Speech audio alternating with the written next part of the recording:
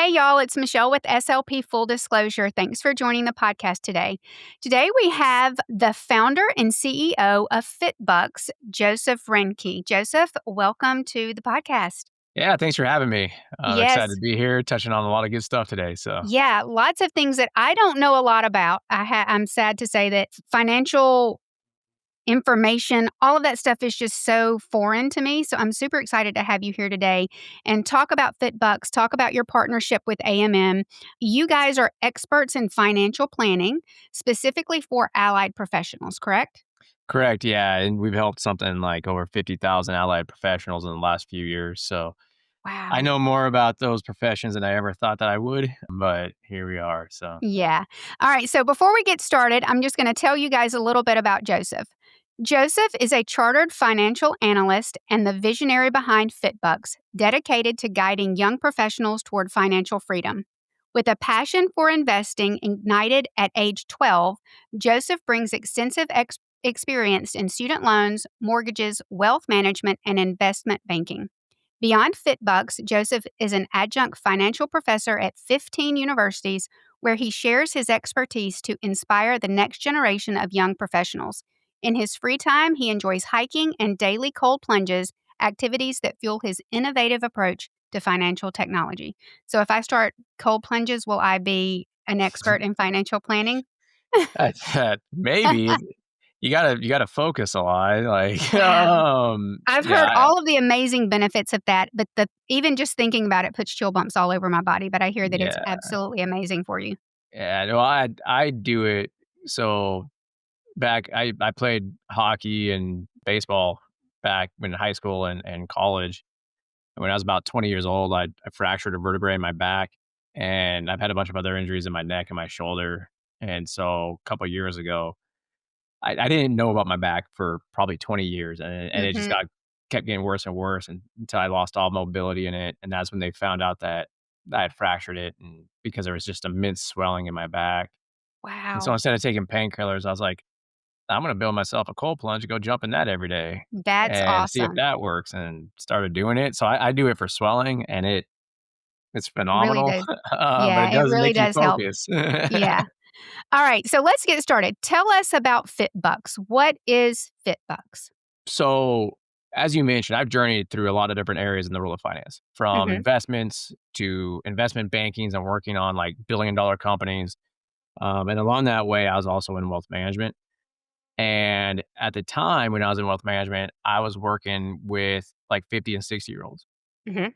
And I can't tell you how many of them that I met that had been paying financial planners for years, Mhm. 3, 4, $5,000, and I'm looking at their assets, I'm looking at their debt positions, and I'm like, there's no way you guys can retire, or you can, but it's going to be like nickel and diming stuff because you're going to run out of money. Like, how could Right. you have an advisor and have this happen?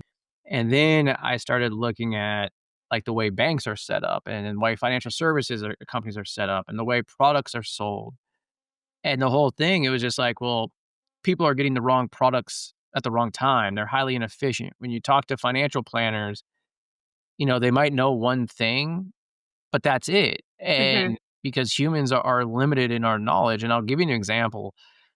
Like if you have like 7 things you gotta make a financial decision about. Let it be like saving for a house or paying off your loans. If car insurances, what do you get there? Like all that type of stuff. Mhm. If you just have 7 things, there's over 5,000 combinations that you can do. Ooh. Okay? No human brain can do that. And at the same time, figure out everything else about products and everything else. And so I was like, okay, what's out in the industry? And everything in the industry for technology was like, here's your net wealth. And it's like, okay, but that doesn't tell me what I should do. Right. Like, I'm trying to, like, what am I supposed to do here? Does it tell you how to grow it and what to do with it? Exactly. Right. It doesn't tell me if, like, going on loan forgiveness or paying off my loans is the right thing to do. Like, it doesn't tell me how much home can I actually afford. It doesn't tell me these things, right? Right. And so I started looking at that and I started building out a bunch of algorithms to piece all those things together. But I knew that it couldn't just be mathematical because I'm also into a lot of behavioral finance and just behavioral stuff in general. Mhm. And so I started figuring out ways and researching human behavior around money and how can you actually help with financial wellness? What influences people on different things? How do you simplify this? Because at the time when I would talk to people in finance about this, they're like, we need to do more financial education. And it's like, okay, Right. like let's just say you're an Yeah. SLP. Yeah.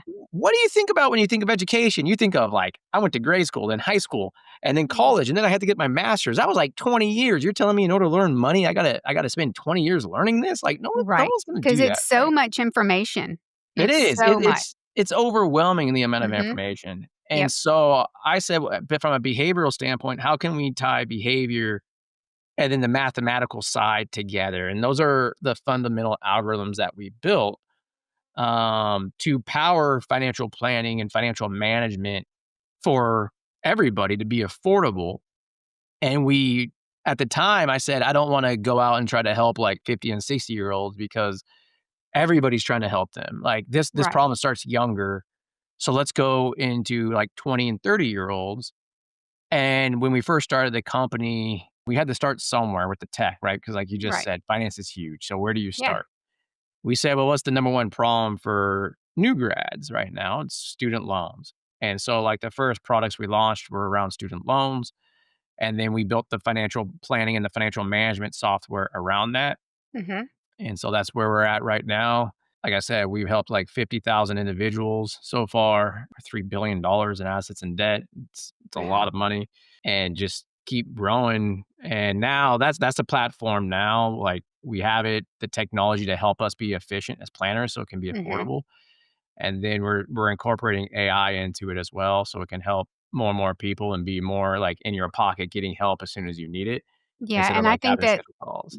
that piece right there that you said it, in your pocket, that's what the younger generation wants is an app, Yep. something simple, something that they have access to all the time, so I think that's gonna be pivotal for FitBucks. Now you Yeah, and it's talked about coming. AI.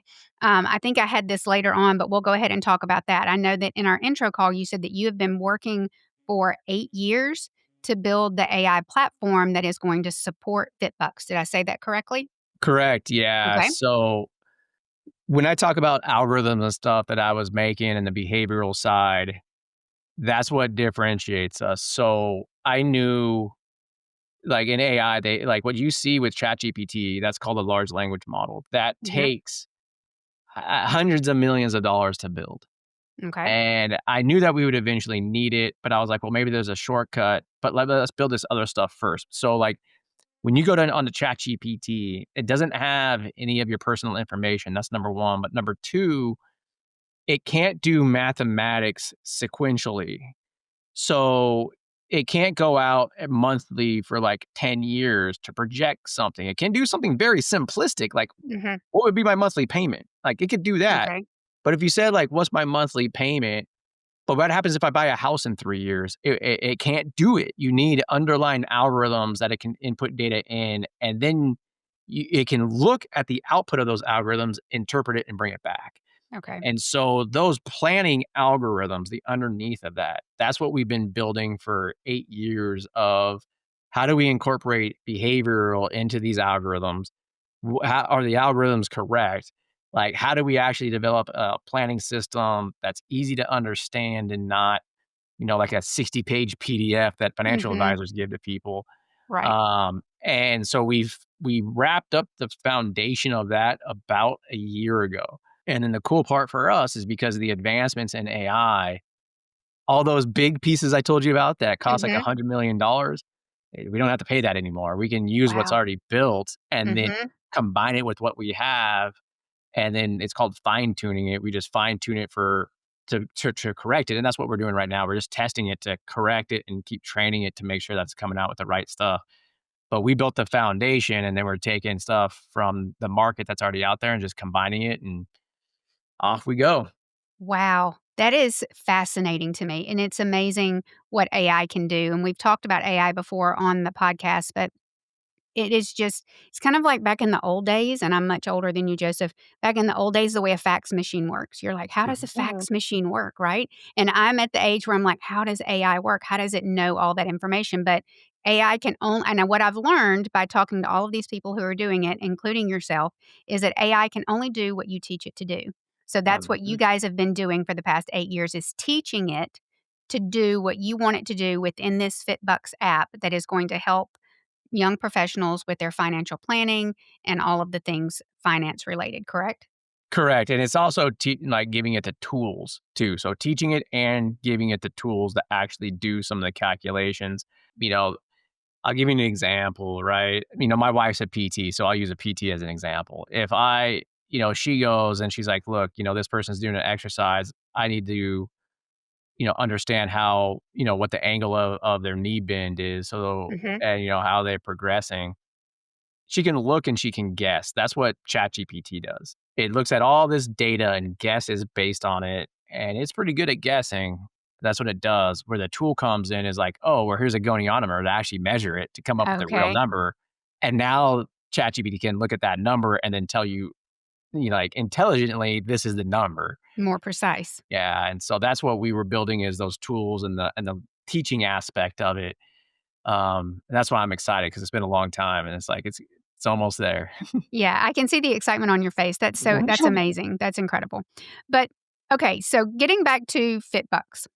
Why is it important for young professionals to seek out FitBucks and start learning about financial kinds of things? I think we talked a little bit in the intro call that they're not taught. So I'm super excited to know that you're teaching an adjunct professor in 15 universities and you're teaching these things. We'll talk about a little bit what you're talking about at those universities, what you're teaching them. But it's such a stark difference. And I remember way back in the day when I was young and just graduated, I didn't know how to do those things. They give me a W-2 and they're like, fill out your withholdings. And I'm like, what does that mean? And kids don't know how to do that. Something as simple as my daughter bought a couch a year ago and she had no idea. She could not understand. She's going to kill me for saying this on the podcast. The concept of 12 months, same as cash. She was like, I don't want to charge it. So you were talking about making those decisions. So she had the money in her savings. But is it better to do the 12 months financing or should I just pay cash for the couch? And those kinds of things. And I'm not knowledgeable enough to help her do that. So, why is it important for young professionals to have this knowledge? Well, yeah, I talked earlier about people getting into the wrong products and Hmm. misusing products. And that's what ends up happening. And that's one of the biggest things that costs people money is I'm in this product, and I'll give you a few examples. Touching on one with like student loans, right? We talk to people, SLPs all the time that are going for student loan forgiveness and or public service loan forgiveness. And they've been on it for a couple of years and they'll call us and be like, yeah, I'm going for forgiveness, but I've been making extra payments and I don't want the interest to accrue. It's like, well, why? You're going for loan forgiveness. Like, Hmm. they're gonna forgive it. Like, Right. why are you making extra payments? If they tell you your payments are $200, pay $200. Don't pay 250. Like, they're gonna Right. forgive the part you don't pay. I mean, that's money you could be reinvesting, right? Hmm. That's a big one. The other one that we see, I would probably say about 5 to 10% of new grads that we talk to, they get sold this stuff as cash value life insurance. And that's a huge trend on TikTok right now with people being like Hmm. I and saw it's like something the other day about that. yeah, and it's like when you actually dig into the people that are promoting it's funny, I always joke around because it's like the people that are on there promoting it, they're all insurance agents. All the people Yeah. that are bashing it are don't sell any insurance. So they're Right. both biased in their stuff. And then long story Hmm. short, it's not a bad product. It's just that most of you should are not in a position to use it right now. And in Hmm. fact, throughout one's lifetime, like 95% of people shouldn't use it. And the ones that should, most of the time, the insurance agents don't even know how to structure it correctly to be a benefit. Right. So it's like, you probably shouldn't do it. But 5 to 10%, it's always like, "Oh, my friend works for Northwestern Mutual, and they told me this cash value life insurance policy." And it's just like, okay, I talked to a vet the other day. I mean, she had in the last 3 years, 4 years, she's put in $36,000 in this cash value policy, and it's worthless. And it's like, that's money you just lost. Like, that's Right. gone. Because she went Uh, to a professional and someone who was going to help her, and so she took their advice, and now here she is with a policy that's not worth Worthless. anything. It Yeah. is, and there was no point to it. And it's like So these earlier years are very important because that money could be used to pay off debts. It could be used, to accumulate assets. I mean, it could be should be used for vacation. Like Mhm. you can have it actually working for you instead of just being gone. And starting early and young, one of the biggest keys, and this is one of the biggest things that I learned when I was like doing a lot of research, right? Because we always hear like compounding, compounding, Mhm. compounding. And compounding is good, don't get me wrong, compounding is fantastic, okay? But that's not the sole driver, that's not the important driver of future wealth, okay, when you do stuff mathematically. And I'll Mhm. give you an example, like, if I start investing $100 today and I do that for 40 years, it's only $350,000 in 40 years from now, okay? It's not Mhm. that much money in the grand scheme of things, okay? Right. Now, if we really learned finance and understood, and we said, "Okay, well, if I start investing $100 today, but during those same 40 years, I increase it by $25 per month. So next year Mhm. I do 125, the next year I do 150. It comes out to 1.2 to $1.3 million just Oh, by that wow. one little tweak. So just simple things like that, if we were able to learn those when we were younger, you would have a lot of money over 20, 30, 40 years, and you don't have to be a financial expert. Right. Um, even on debt, when I talk to people that have auto loans or mortgages, they don't understand that you can make extra payments and pay it off early. They Mhm. think they have to make the required payment and that's all they can do. And it's like, no, no, no, you can pay this off early. They're like, I didn't know I could do that. Same thing with credit cards. Like you brought up your daughter with credit cards. A lot of people think that my payment's $50 a month. Like that's the most I can pay. It's like, no, no, no, you can pay the whole thing off. It's like, oh, Right. really? It's like, yeah. And so little simple things like that can end up making a major difference in the long run. Yeah, and that's what FitBux can do. So, what information does a person need to have readily available when they reach out to you guys and reach out to one of your professionals? So the way the technology is set up right now in the service is for you to build a profile. And in Mhm. that profile, you don't have to put like we allow you to link accounts if you want to. Not all accounts link. So a lot of people just use estimates. And so that's what I tell people. Just put in estimates when you build the profile and get to your dashboard.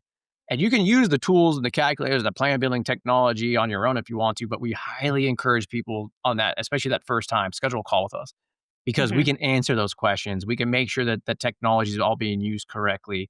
And on that call, then we'll, dig a little bit deeper and be like, okay, well, what's your 401k? Do you have documents that we can look at with you to say what is the match? Make sure you're maximizing that. Even on things like that, people don't know that sometimes they have like a Roth 401k available to them. It's like, okay, well, how do we maximize that and incorporate that? A lot of people don't understand stuff about their student loans, everything from Mhm. forgiveness to what plans are qualified for, what's the difference between them. So it's not that much data that you have to have because when you build your profile, we collect most of the data that we need. But most of the time on that first call, it might be something like your 401k information, clarification on student loans, and then we can help you build out the plan and go from there. Okay, and we're gonna be having a separate podcast specifically for student loans, right? That's a Be beast. because you said in our intro call, you said there's so much changing and there's so much out there right now, so guys that are listening, don't worry, we're gonna do a separate podcast just for student loans. Um, what in like, I told you what my daughter was gonna say when I told her, "Hey, we've got this guy coming on, FitBux, financial planner, financial advisor. I want you to get set up with this company." And the first thing she said was, "I'm a teacher. I make no money. Why do I need a financial planner?" So, why do these young professionals like my daughter, who might not be making a ton of money, why do they need a financial planner? So, number 1, in the past, I would say you're right. Why spend 3 or 4 or 5 grand on a financial planner? Like that you don't make enough to justify it. But that's why I really wanted to start the company with technology is because we charge $18 a month. So it's like, yeah, you can afford that. Like It's and you can actually affordable. make yeah, you can make a difference. And a lot of people don't realize this. Teachers are actually the number one group of millionaires in this country. I told her Okay. you said that, and she was like, Absolutely. "Maybe I do need to talk to him. Maybe I do need to meet Yeah. him." Yeah. Absolutely, absolutely. And so there's a number of different things that we specifically work with teachers. One of their biggest things is, do I qualify for teacher student loan forgiveness? And if I do I do that versus public service loan forgiveness? Because they don't understand the differences in what qualifies on them. They don't understand, like, okay, if I work for a public school system, how does my pension potential play into my bigger picture of my life? They don't understand, investment side. What should I be invested in? Because I do maybe have a pension, maybe I don't have a pension. Like, what is it? How does that change my actual investment allocation of what I should be Mhm. doing? And then even other things like, okay, well, if I'm buying a car, what can I actually afford? If I want to buy a house, what will I be able to afford? Those types of questions. We can go through all those. Even the question about should I pay this off, or use a credit card, we, answer emails about that all the time, which is why Yeah. I'm excited about the AI because AI will be able to answer it. Wow, and is the AI gonna be built into the app, I would Mhm. assume? So Oh they yeah. could just so she's like, "Hey, I've got this couch that I want, it's $1,500. Is it better to do the 12 months same as cash? Do I just pull the money out of my savings and pay cash for it?" And those are the Mhm. kinds of decisions that she's starting to make, those bigger decisions to buy bigger and bigger things, and a car is, probably next on her list. Yeah, absolutely. And I mean, we have people ask us about the financing on the car. Like I worked with and actually an SLP last week who was going out and she's like, yeah, my car loan that they're gonna tell me that I have to get, they're telling me it's gonna be 13%. And I said, no, no, no, no, that's just what the dealer's telling you because they make a little bit extra money if they charge you more. So Mhm. go back in, say you're part of a local credit union that's giving you 7% and see what they say. Yeah. And sure enough, she went back in and she's like, "This is my credit union." They pulled it up on the computer. They're like, "Oh yeah, we see the 7.25%. Like, we can get you that rate to Yeah. us." And it's like, well, why are you telling her 13%? Like, Because they thought she didn't know. yeah, or here's another one on the car loan because this was the same conversation I had with her too. Most of the time when you go into a dealership and you get a car loan, it's a 5-year loan. Okay. Mhm. And so you might have like credit card debt that's like 20%. Okay. Or maybe you actually can get a car loan at like 4%, but your student loans are at 6 or 7% from your master's. Okay. Mhm. So you might have other debt that actually makes more sense to pay off than your car loan. And so you can, instead of using the 5-year car loan, you can potentially use a 7 or a 10-year car loan. And what that does is it reduces your required payment. So that frees up more money to go target those other things faster. Mhm. And so you can save money on those other things a lot of money. And those are just the small things. That's why I say from a young age is beneficial because those small things they add up to be a lot of money in the long run. Right. And you know, I get this all the time too because it's like, well, I'm a teacher. I make like 45 or $50,000, Mhm. $60,000, and it's like, you're not at the low end where you don't make any money at all. So it makes no sense because you don't even have extra money, Right. and you're not at the high end. You're actually at the perfect level where it's like, you need to make sure you don't make any mistakes because one Right. mistake can actually derail everything. So if Mhm. you actually do the right things, you'll get there. And that's why, again, like I was saying, that I really wanted to build a technology because that type of knowledge has never been available to people. Even if you're spending 4 or 5 grand, that knowledge isn't available because financial planners, they don't talk about car loan debt. They don't know about car loan debt because Right. they work with 50 and 60-year-olds because the way the industry is set up is to pay them off of insurance and what's called asset management fees. They don't get Mm. paid to talk to you about debt. Right. So where do And you those little go? things. Yeah, Yeah. and so that's why I'm really excited about what we're doing and getting the world out there. So yeah, tell your daughter we're gonna answer her questions. Yeah, for sure. Speaking of the knowledge that, you have to have such a vast knowledge of so many different things. What are some of the things that you target as an adjunct professor at the universities? Do you have Yeah. an outline? You're like, "We're Mhm. gonna talk about this, we're gonna talk about this." Like, how Yeah. does that work, and what information are they getting? Yeah, we've actually expanded since I sent that to you. It's not even 15 anymore. It's something like 35. Oh my gosh. Yeah, it I wanna take your class. it's summertime, so it blew up really quick because everybody's planning for next year right now. But yeah, we have an entire it's like a 4 or 5 hour curriculum that we tie into the existing programs at for master's and doctorate programs. Okay. And we focus on we have 5 primary modules. So the first module is more about like financial wellness and financial behavior. So we talk about how do you set up like a financial plan so it's easy? What's the key components versus what's all this noise that are just distractions? So that way you can Mhm. really simplify your life. I have this saying all the time, like you're an SLP, you're an OT, you're a PA, PT, like you're in healthcare, right? Like you're going to that profession because you want to help people. Okay. So how do you make it so you can focus on that? Because every minute you're worried about your money is a minute that's being taken away from treating someone, or it's a Right. distraction, or it's increased stress. So then client Mhm. outcomes go down, and then you start incorporating family life on top of that, and that starts being hurt because of finances. Mhm. And so it's like, how do you actually say, this is what's important? None of this other stuff is important. I don't care about this. This is what I'm Right. focusing on. So we talk about that.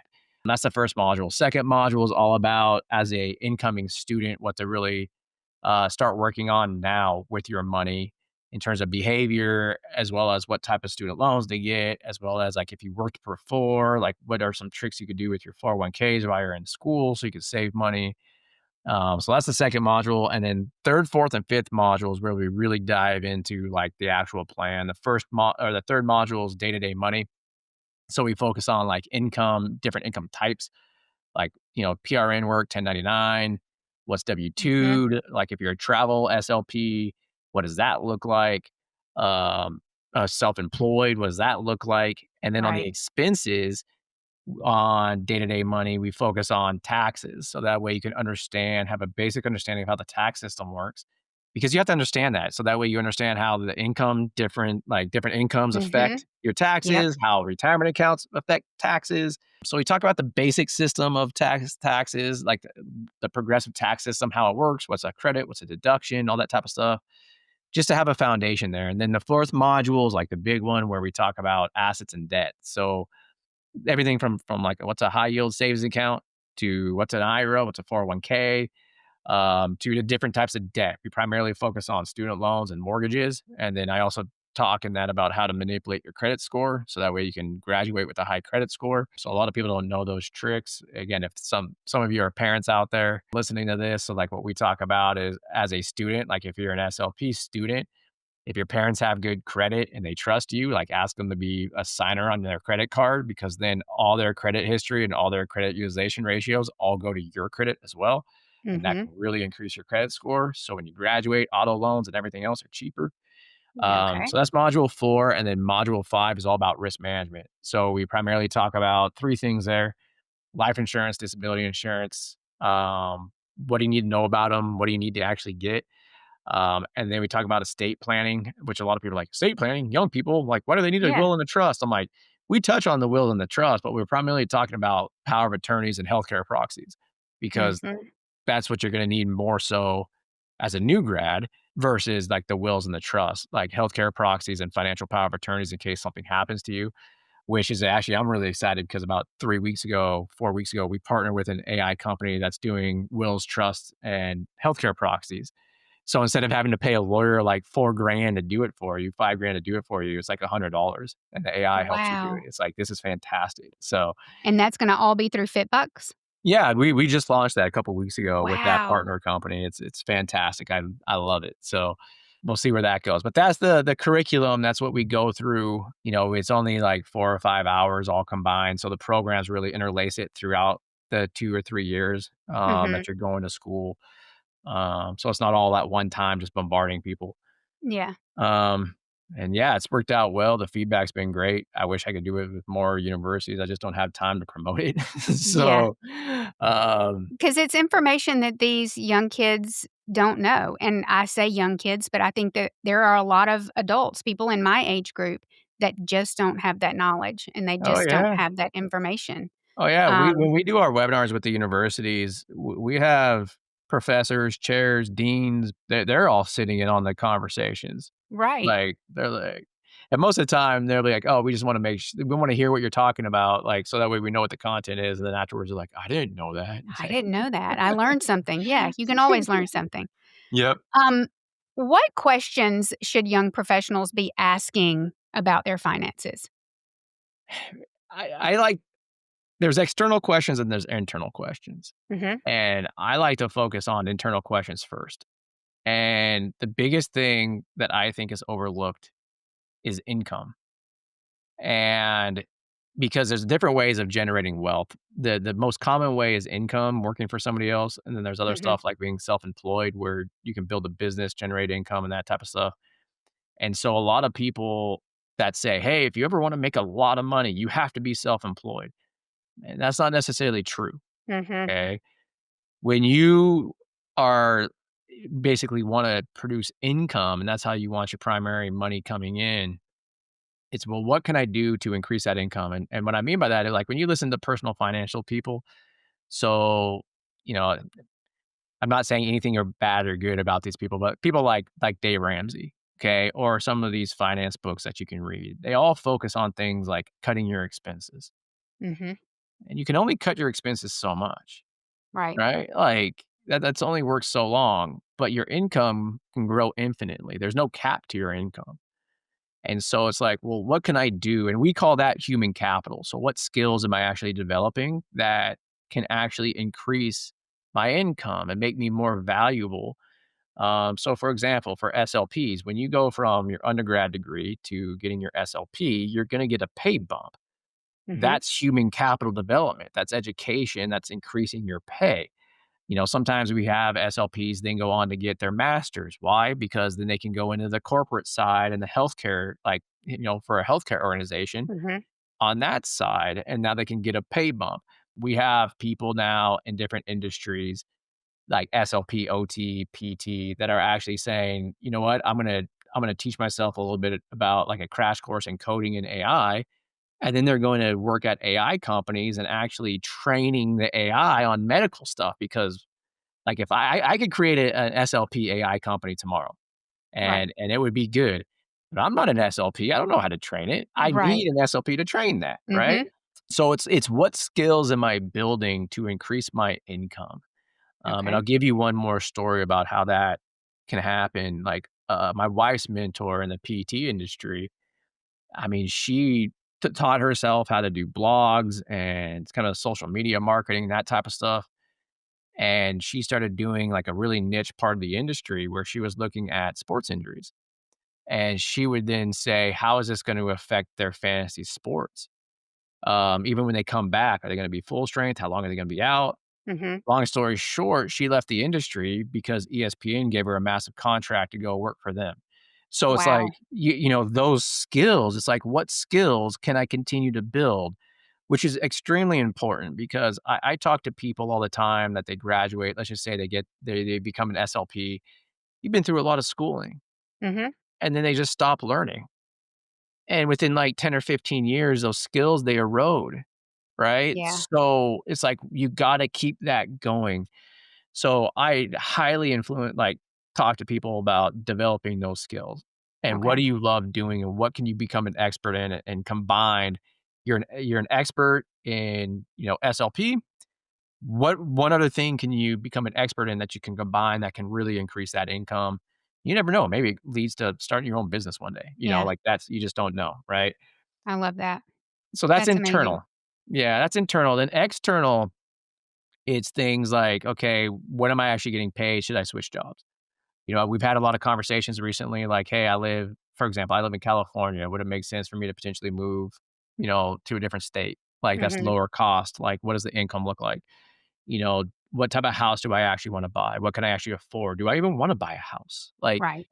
really focus on your goals, on what's really important to you. And once you have those goals, that's part of our financial planning system. It's like once you have those goals, that first one, that's what we're going for. You're doing Okay. that, and then the second one, and the second one, and as long and you're going down the list, so you're always happy externally about what you're trying to accomplish, and you're doing it. So those are the 2 things that I tell young professionals to really focus on financially is what's the internal thing that you can do, and then what's the external thing that you can do. I love that. Joseph, it has been so great having you on the podcast, and I'm super excited. So, you guys are going to have to stay tuned and come back and listen to our other podcasts that we're going to have with Joseph coming up. And we're going to be talking specifically about student loans. And I had no idea all of the information and everything that's out there. But after we got off of our intro call, I started doing a little bit of research and I was overwhelmed within 5 minutes because there's so much information out there. But Joseph, thank you so much for joining us.